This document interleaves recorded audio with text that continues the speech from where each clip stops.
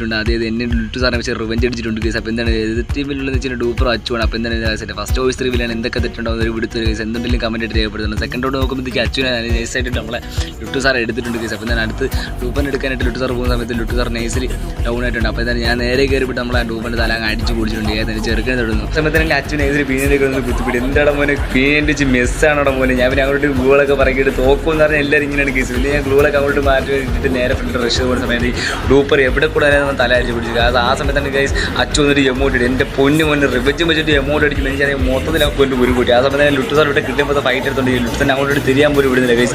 ലുട്ടു sir maximum പിടിച്ചിരിക്കാൻ നോക്കിയിട്ട് അച്ചു നൈസിൽ കൊണ്ട് അടിച്ചിട്ട് കുത്തിപ്പിടിച്ച് അങ്ങനെ അടിച്ചിട്ട് ആ സമയത്ത് ഞാൻ പീനൻ്റ് വാടാൻ വേണ്ടിയിട്ട് ഇങ്ങനെ ഡ്രാഗ് ചെയ്ത് പോക്കാൻ സമയത്ത് നമ്മൾ ലുട്ടു സാർ നൈസിൽ കിടിലം പോലത്തെ ഹെഡ്ഷോട്ട് അടിച്ചിട്ട് അച്ചുവിനോട് വൈപ്പ് ചെയ്തിട്ടുണ്ട് കേസ്. അപ്പോൾ ഞാൻ എമൗണ്ട് അടിക്കാൻ ഫ്രണ്ടിട്ട് പോയ സമയത്ത് ഡൂപ്പർ നൈസ് എൻ്റെ തല അടിച്ച് പിടിച്ചിട്ടുണ്ട്. ലുട്ടു സാർ എന്താണ് മോനെ സീനാന്ന് നേരെ റഷ് ചെയ്ത് പോയിട്ട് തലയ്ക്ക് തലേന്ന് പറഞ്ഞാൽ ഡൂപ്പറിൻ്റെ തല അങ്ങ് അടിച്ച് പിടിച്ച് കാലി അങ്ങ് നമ്മൾ